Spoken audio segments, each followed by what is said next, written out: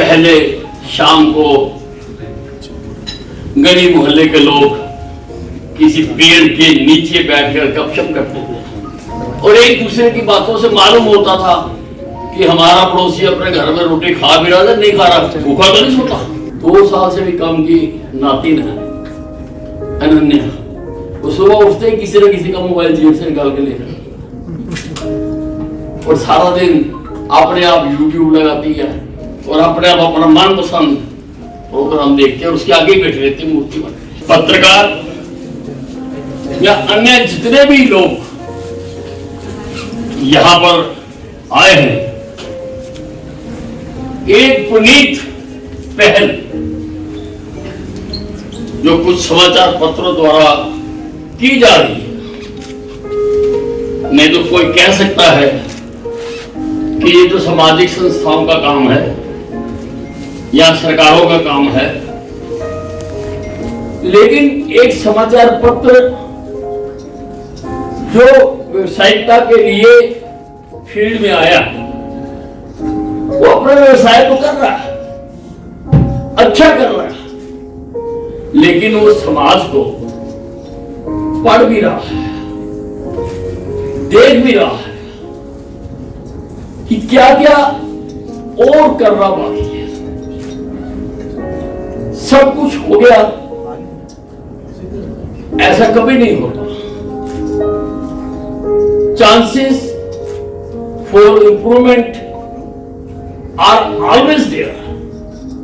कहीं से भी हम शुरू करें हमेशा रहते हैं। हर शख्स में ये जो परमात्मा ने हमारा शरीर बनाकर भेजा है, इसमें उसने एक सॉफ्टवेयर भी डाला है। सॉफ्टवेयर कि आदमी कैसे उठेगा, कैसे बैठेगा, कैसे बात करेगा, क्या पढ़ेगा, शिक्षा में इंटरेस्ट लेगा या किस चीज में लेगा। इसलिए हर आदमी में, हर शख्स में कोई ना कोई कला उसके भीतर होती जरूर है। But success is combination of 2 things. One is the ability and second is the opportunity. If one is able enough and does not get any opportunity throughout his life, his ability will go with his ashes.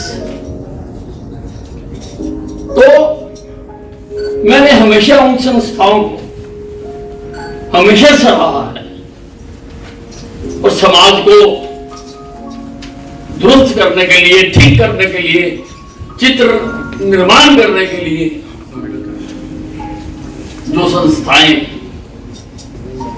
अपना समय निकालकर पैसा भी लगाते हैं और इस प्रकार के कार्यक्रम करते हैं, मैं उनकी हमेशा मैं उनका आभार प्रकट करता हूं। हमेशा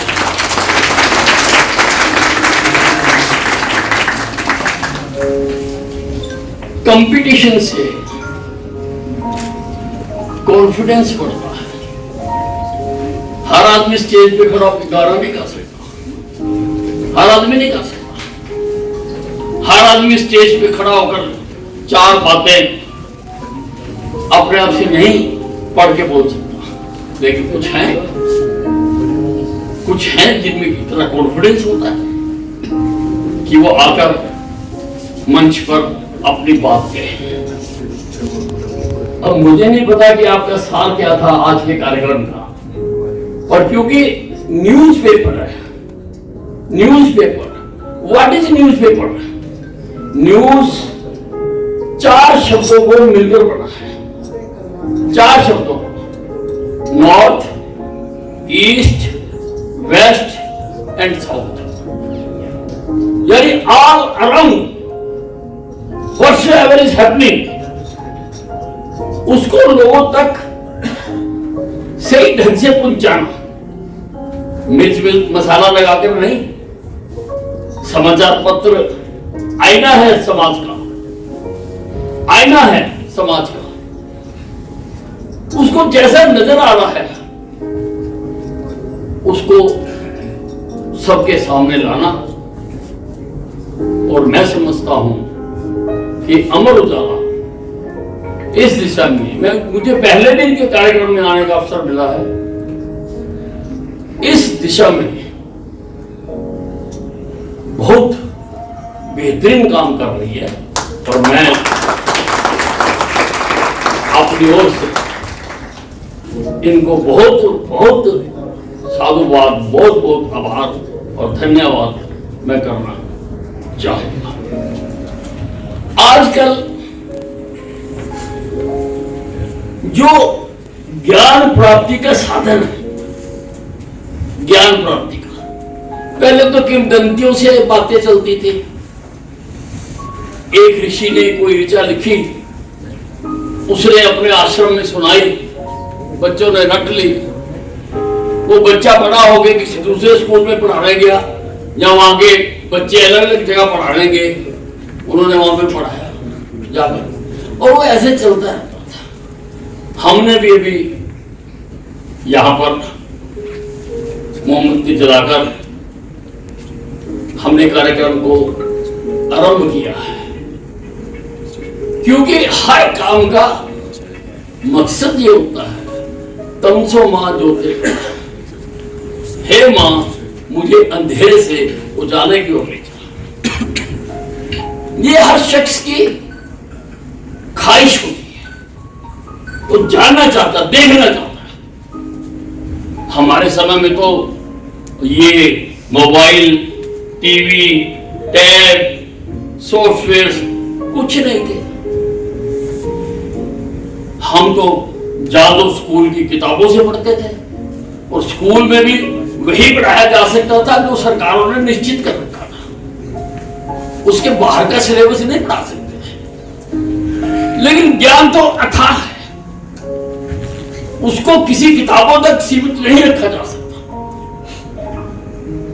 और ज्ञान प्राप्त करने की ख्वाहिश आम आदमी के मन में हमेशा रहती है। पहले हम मैगजीनें पढ़ते थे, रेडियो सुनते थे, चंदा मामा आती थी उसको पढ़ते थे, धर्मयुग आती थी उसको पढ़ते थे। गायब हो गई, सब गायब हो गई। आज आदमी सारा समय अपने घर में उसने एक जो खिड़की लाके लगा दी है, उसी में सारे संसार को देख रहा है कि संसार उतना ही है जितना इस टीवी के अंदर मुझे नजर आ रहा है, और जो वो देखता है उसी को सत्य मानकर उसी पर एक्शन रिएक्शन करता है, उसी पर एक्शन रिएक्शन करता है। और नई पीढ़ी ज्यादा से ज्यादा आज इस मोबाइल में,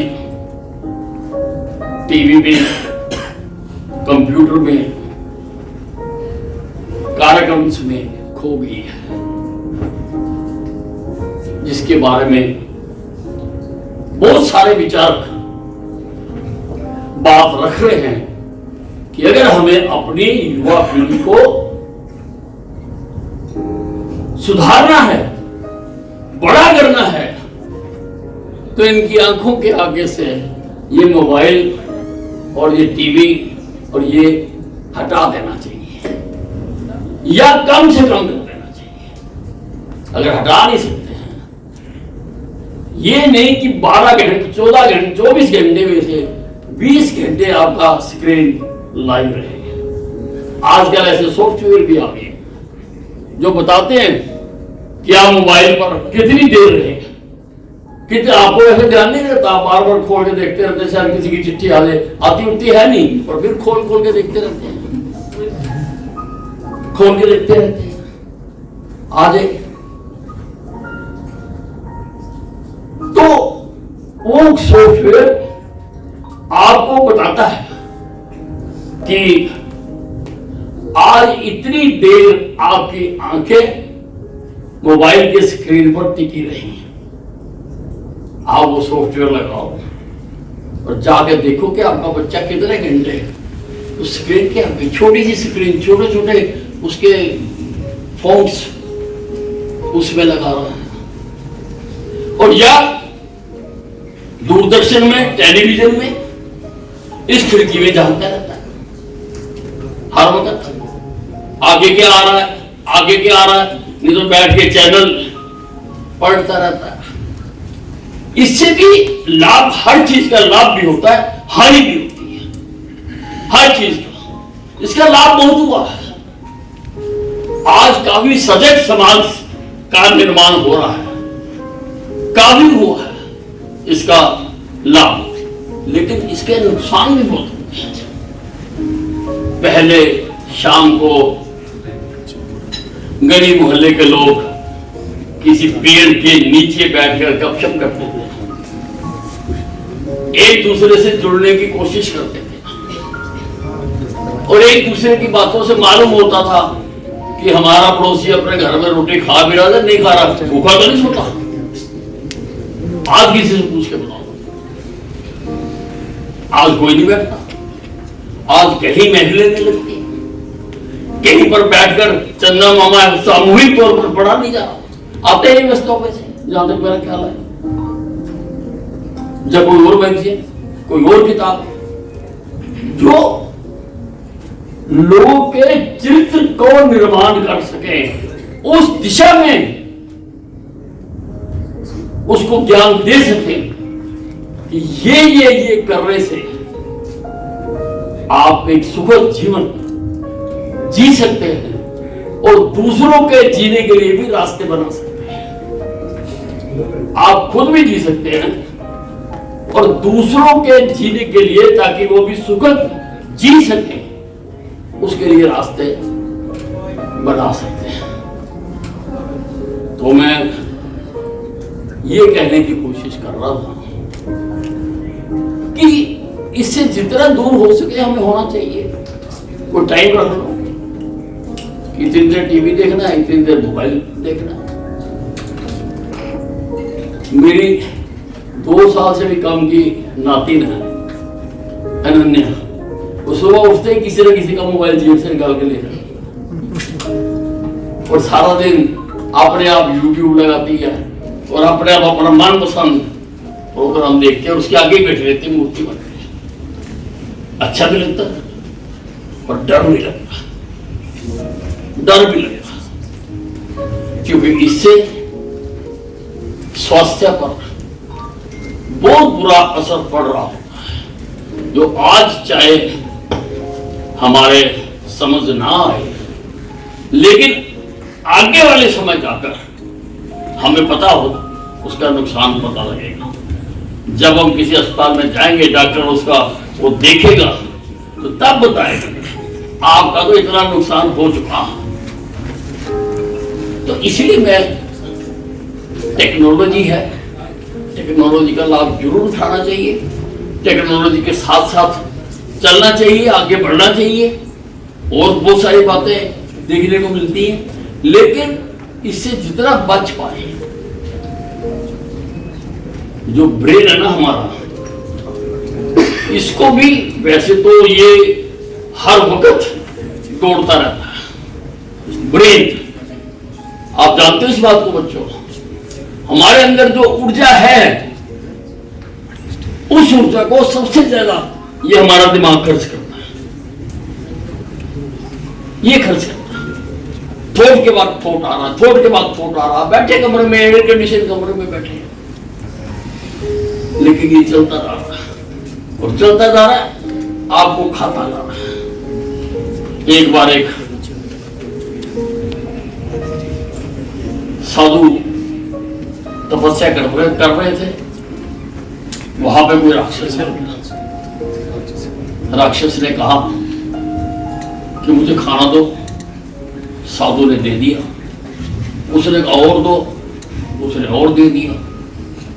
उसने कहा और दो, वो साधु हैरान हो गया, कह रहा है इतना खाना तो नहीं मेरे पास। कहता है अगर खाना नहीं दोगे तो मैं तुम्हें खा दूंगा, और अगर आप मुझे बिजी रखोगे तो जो तुम कहोगे वो मैं तुम्हें लाकर दूंगा। वो साधु घबरा गया, वो अपने सीनियर संत जी के पास गया, उसने कहा कि ऐसी ऐसी घटना हो गई तो मैं तो मरने वाला हूं, क्योंकि मैं तो इसकी भूख पूरी कर नहीं सकता। और वो कहता कि जैसे ही तुम मुझे निकम्मा छोड़ दोगे, मेरे से जितना मर्जी काम लो, लेकिन निकम्मा छोड़ दोगे तो मैं तुम्हें खा लूंगा। तो जो ऊंचे संत थे उन्होंने उसको एक उपाय बताया। उन्होंने कहा